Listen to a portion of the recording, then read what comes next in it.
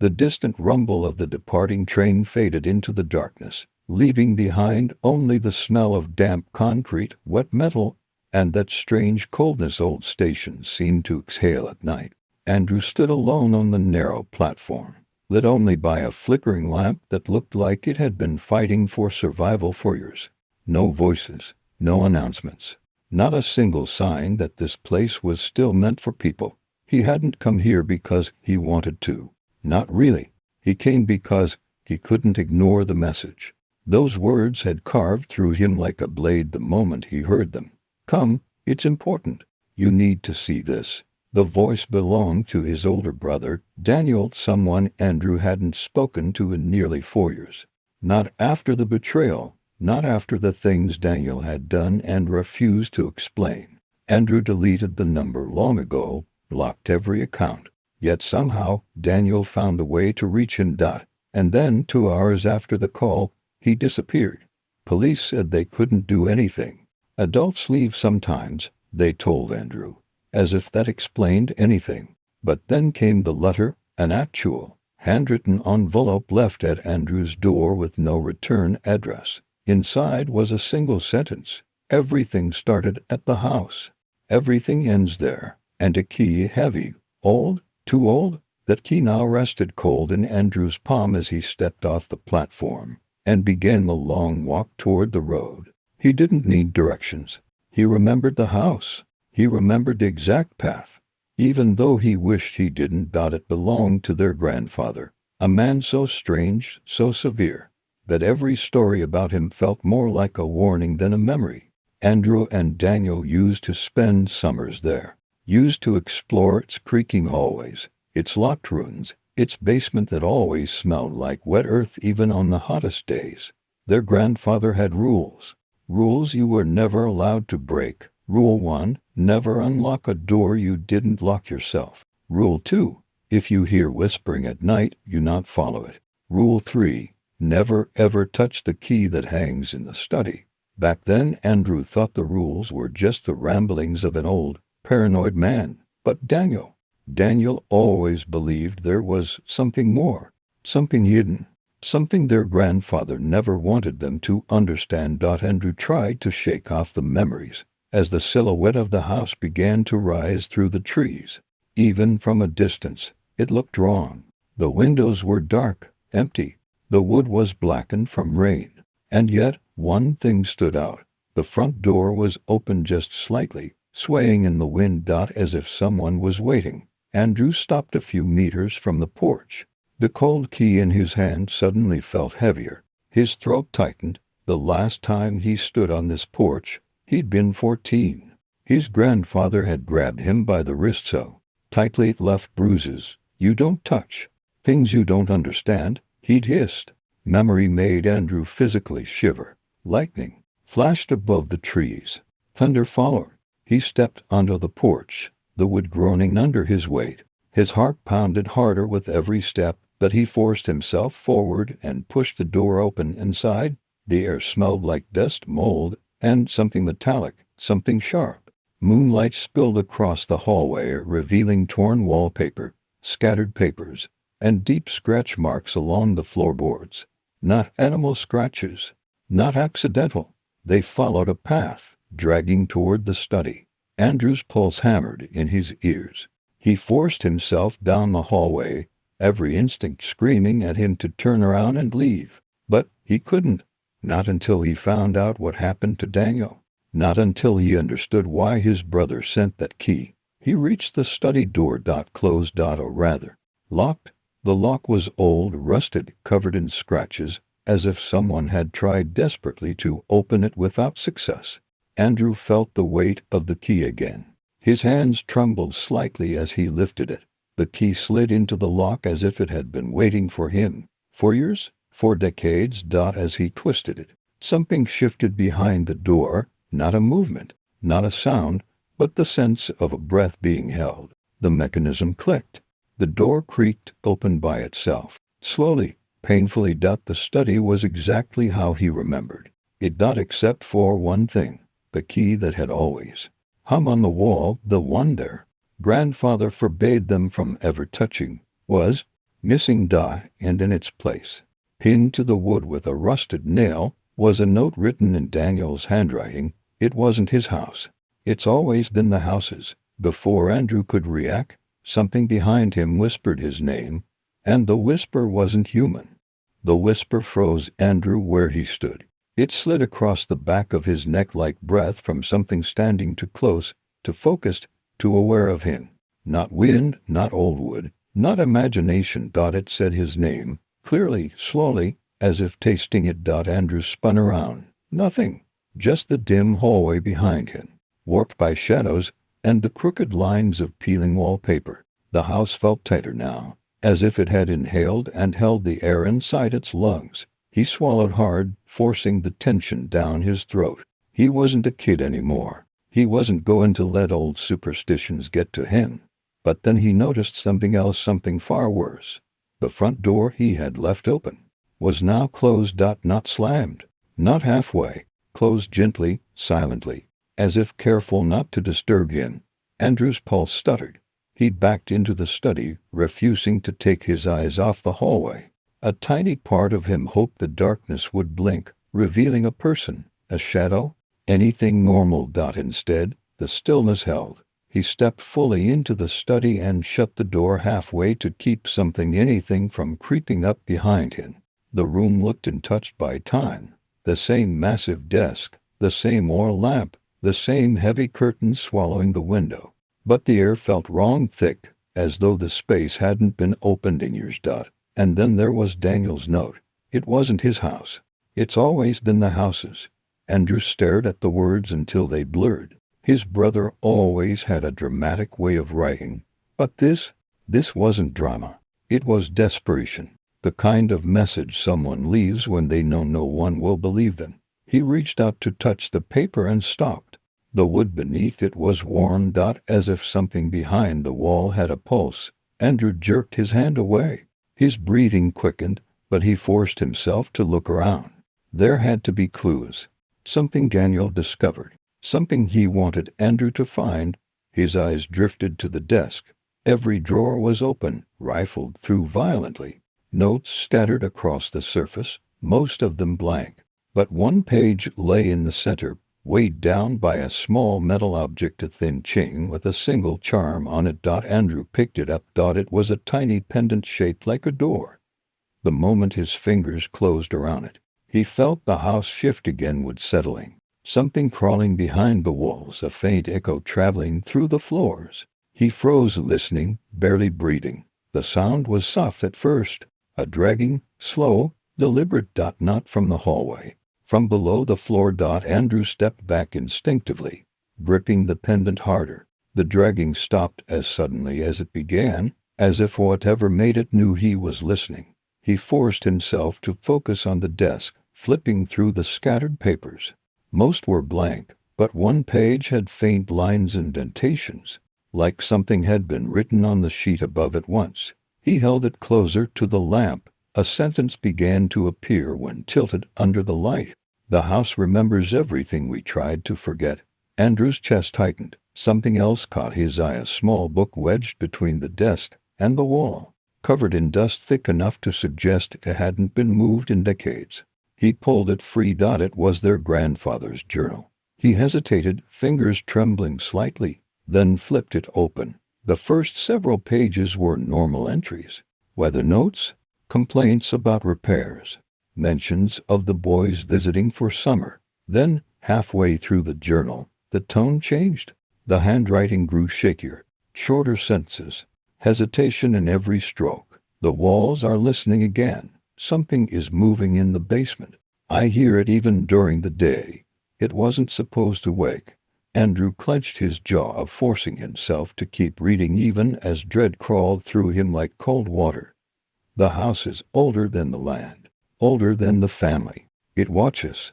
It learns. The boys must never open the door in the floor. Andrew stiffened. Door in the floor. He didn't remember a door. He didn't remember any basement door other than the one at the far end of the hall, and that one was always padlocked. But this sounded different. Hidden. He flipped another page. If it chooses one of them, I won't be able to stop it. A deep thud echoed through the house. Andrew jumped, dropping the journal. The sound was heavy, like a fist hitting the floorboards. He stepped back from the desk, breathing fast. Another thud. Closer this time. Right beneath him, something was in the study floor. He backed toward the door slowly, every instinct screaming at him to get out. But he froze when he saw the hallway. Someone was standing at the far end, a silhouette. Still, unmoving. Too tall to be Daniel, too thin to be anyone Andrew knew. Lightning flashed outside, illuminating the hall. For a split second the silhouette was gone. Andrew's heart slammed so hard he stumbled back into the study. The pendant in his hand burned cold like ice pressed against his palm. He shut the door fully this time, locking it without hesitation. The floor thumped again, directly beneath his shoes. He backed away, another thump, then a slow dragging sound. Something circling under the floorboards, searching. He grabbed the journal and scrambled farther from the center of the room. Pages fluttered open as he flipped through them desperately, looking for something, anything about the door and the floor. Finally he found it. A sketch. A crude drawing of the study with a small outline barely visible under a rug. The rug wasn't there anymore, but the outline was, a faint rectangle in the wood, almost invisible unless you looked directly at it. Andrew dropped to his knees, running his finger along the groove. Dust lifted. The shape became clearer. His heartbeat pounded in his ears. There was a door here. All along, a whisper slid out from beneath the floor. Andrew. He jerked away from the outline as if burned, scrambling backward until his back hit the wall. The floorboards vibrated softly. Something pushed upward from the other side. And then a single loose plank shifted, only a few millimeters, but enough to see the darkness move beneath it. And then the whisper came, again this time in Daniel's voice. Help me. For a moment, Andrew forgot how to breathe. Daniel's voice didn't echo, it seeped, as if the wood itself exhaled it. As if the floorboards had learned the shape of his brother's fear and repeated it back. Help me. The whisper rose. Again, trembling, fading at the edges like it was unraveling in real time. Andrew pressed a fist against his forehead, trying to steady himself. He wanted to believe it wasn't real, that stress, grief, and the suffocating atmosphere of the house were twisting his senses. But the voice had the exact break Daniel always had when he was scared. The same break he had when their parents fought behind closed doors, when he lost his job, when he called Andrew one night and said, "I don't feel alone in the house." Andrew forced himself to his feet. "Daniel," he whispered, hating how small his voice sounded. Silence. He edged closer to the loose plank. Every step felt wrong, like he was walking on ribs instead of wood. He crouched again, resting his fingers lightly on the board. A faint whisper rose from below. But it wasn't a voice. It was breathing. Slow, measured, too steady to be human. Andrew jerked his hand back, stumbling, knocking into the desk. The lamp flickered violently, casting long, jagged shadows across the walls. He grabbed the pendant still in his pocket and squeezed it until the metal cut into his palm. The cold steadied him just enough to force clarity through the panic. He needed answers. More than that, he needed to know if his brother was alive. He scanned the room again.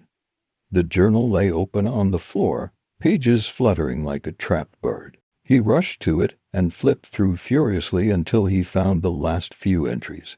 The handwriting had disintegrated into frantic strokes. It wants the younger one. I should never have brought Daniel here. The house remembers the one who listens. Andrew's heart clenched. Daniel had been hearing things, and their grandfather, cold, quiet, unreadable, had known exactly what the house truly was, and he didn't stop it. Another entry. If it whispers in your own voice, don't follow. It is lying. Andrew froze. The journal slipped from his fingers and hit the floor with a dull thud. The thing beneath the floor. It wasn't Daniel. It was the house. Trying to lure him. Trying to pull him into whatever darkness was hiding below. But why him? The silence pressed in, thicker now, clinging to his skin. The air felt colder near the outline of the hidden door, as if the house was drawing all the warmth downward toward something hungry. Thunder boomed outside, shaking the window frames. The rain intensified, hammering the roof like fists. Andrew's pulse raced. He had two choices: stay here in the study and wait for whatever lived under the floor to come closer, or move. He chose movement.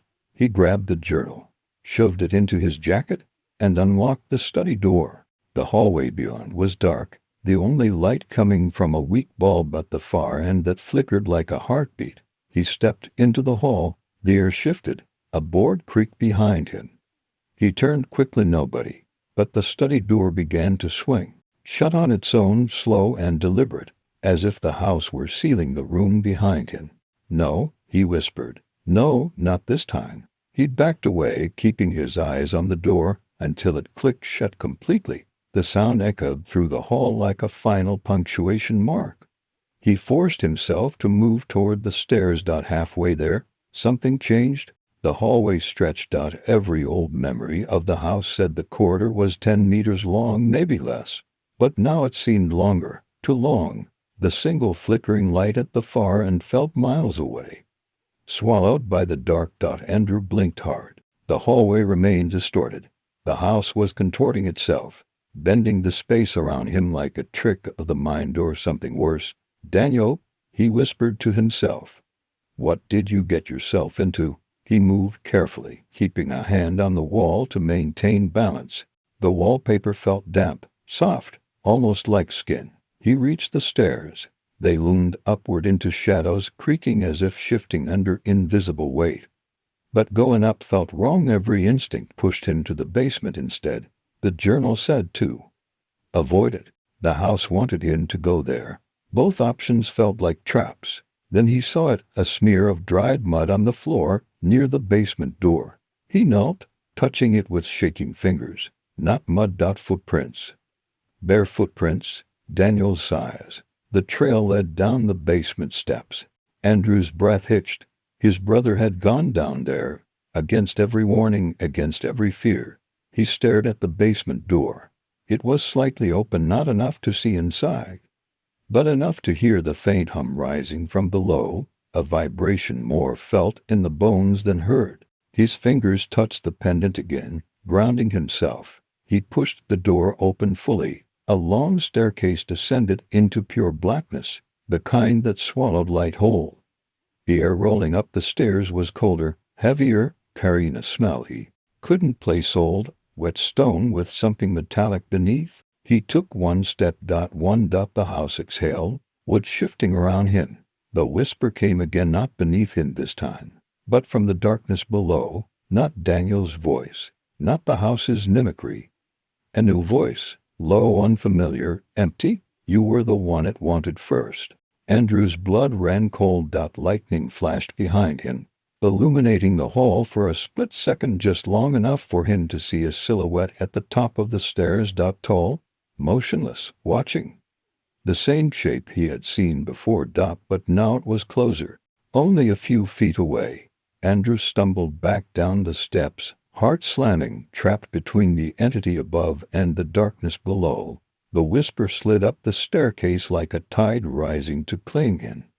"Come down, Andrew." He wasn't sure who spoke, or what spoke, or how much time he had before the thing at the top of the stairs moved, but he knew one thing: he was already in the house's throat, and the only way out was through whatever waited in the dark. Elias didn't sleep that night. Every time he closed his eyes, he saw the archivist's last words etched into his mind like glowing runes. "The map you seek is not drawn on paper. It is drawn on you." He didn't know whether it was supposed to be comforting or terrifying. By dawn, he had come to a conclusion. Whatever the archivist meant, he needed to find out before someone else tried to claim the same knowledge for themselves. When morning came, the city outside his window felt unusually quiet. Normally, the markets below would already be filled with merchants shouting prices, carts rattling over stone, and the distant hum of airships. But today, the silence felt almost deliberate, like the entire city was holding its breath. His door shook with a sudden knock. Elias. It was Mira. Get up. You need to see this. He opened the door to find her pale-faced and anxious. What happened? Just come on, she said, grabbing his wrist and pulling him outside. The moment they stepped onto the balcony, Elias felt the air shift. A cold wind swept through the streets, rattling banners, and causing people to look up in confusion. Above them, the sky was beginning to swirl, not like a storm, not like clouds. It was something different, something impossible. Colors rippled across the morning light, forming shapes that vanished before they could be perceived clearly. At the center of it all, a faint glowing seam stretched across the sky like a crack in glass. Mira's voice trembled. The scholars at the observatory say it's connected to the beacon towers. All three of them lit up at once last night. Elias felt his heartbeat jump. That hasn't happened in over 200 years. He whispered. And there was more. He could feel it, a strange buzzing under his skin. Not painful, but definitely there, like invisible strings tightening around his arms. Mira noticed. Elias, your hands. He looked down. Light was tracing thin lines across his skin, soft, silver, moving like ink under the surface. They curved and fractured, forming symbols he had never seen yet felt he somehow recognized. The archivist was right. The map was on him. Mira stepped back slightly, eyes wide. Is that? Are you okay? Does it hurt? No, Elias said, though his voice shook. But we need to get to the observatory. Before Mira could respond, something echoed across the sky, a deep, resonating hum that vibrated through metal, stone, and bone alike. People stalked in the streets, covering their ears as the sound grew louder, then broke apart into thousands of smaller tones.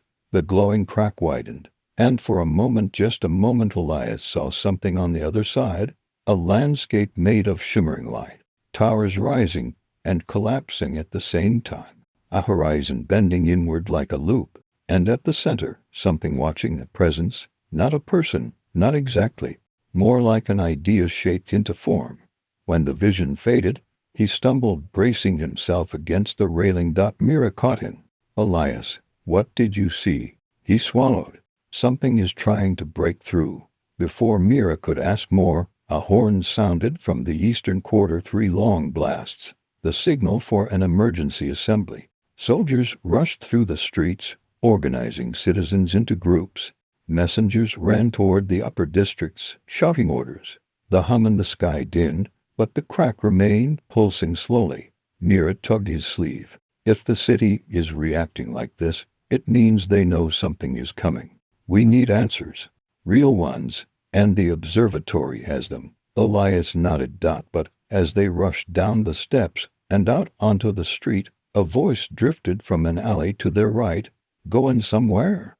They turned. A woman stepped out from the shadows, dressed in dark, travel-worn layers, a hood pulled low. Elias didn't recognize her, but Mira stiffened in alarm. The woman smiled slowly. Elias Thorne, you've caused quite the stir. How do you know my name? Elias demanded, instinctively shielding his hands so the glowing patterns were hidden. She walked closer. Because I've been following you since the archive. You didn't think you left unseen, did you? Mira stepped in front of Elias. Who are you?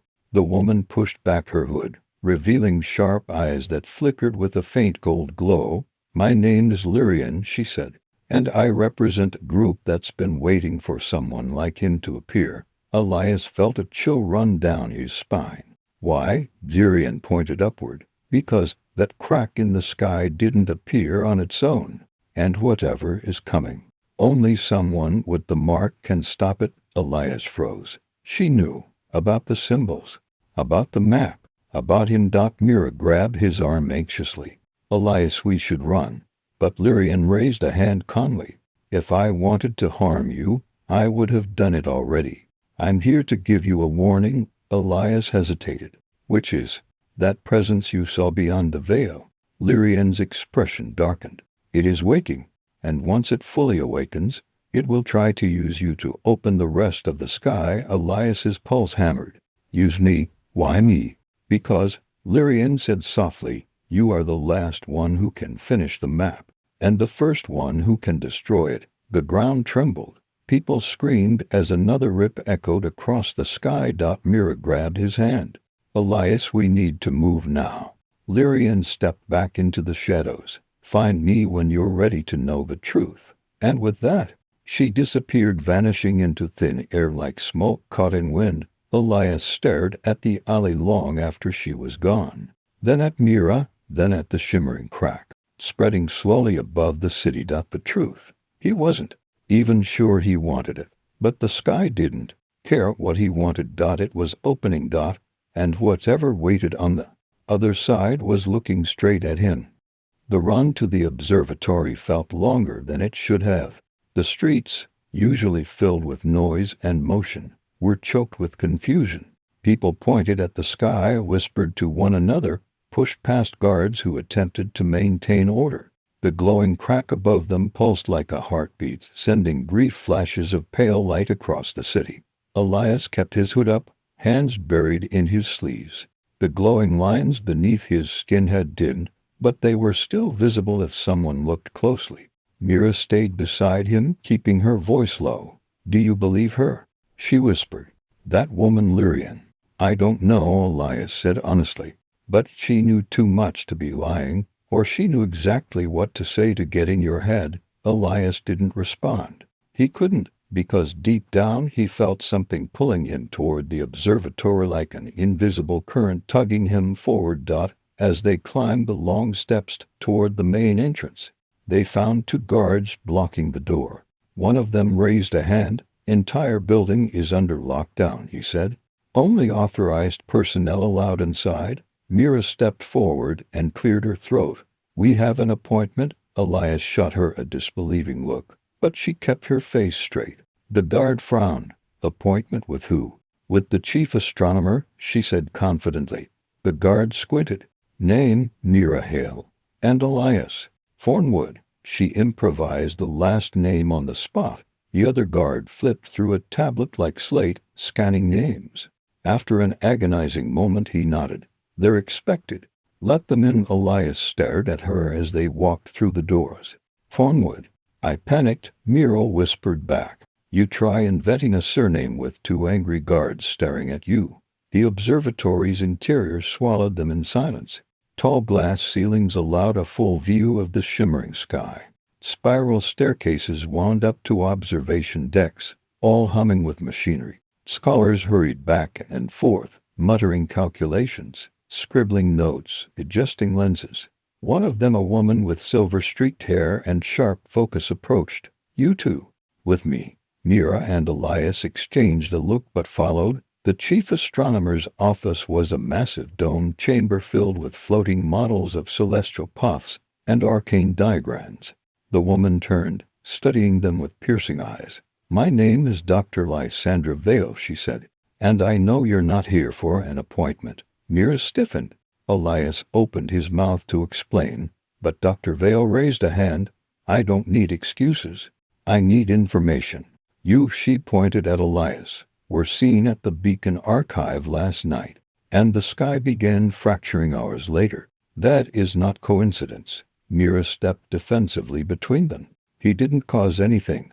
Perhaps not, Dr. Vale said, but he is connected, and we don't have time to pretend otherwise. She gestured to a holographic map floating in the air. It displayed the crack in the sky as a glowing arc with branching veins spreading outward. 40 minutes ago, she explained, the anomaly began expanding. At its current rate, it will reach the edge of the city by dawn. Elias swallowed. What happens when it reaches it? Dr. Vale hesitated, something unusual for someone clearly not used to uncertainty. We don't know. She stepped closer to Elias, studying him the way someone might study an artifact. Show me your hands. He hesitated, but Mira gave a small nod of encouragement. Elias pulled back his sleeves. The silver lines under his skin brightened the moment they were exposed to the observatory's light. Dr. Vale exhaled sharply. So, it's true. You know what this is? Elias asked. Yes, he said. Or at least, fragments of the old stories. The lines are called astral threads. They appear only on individuals who can perceive what lies beyond the veil. Elias remembered the presence watching him from the other side.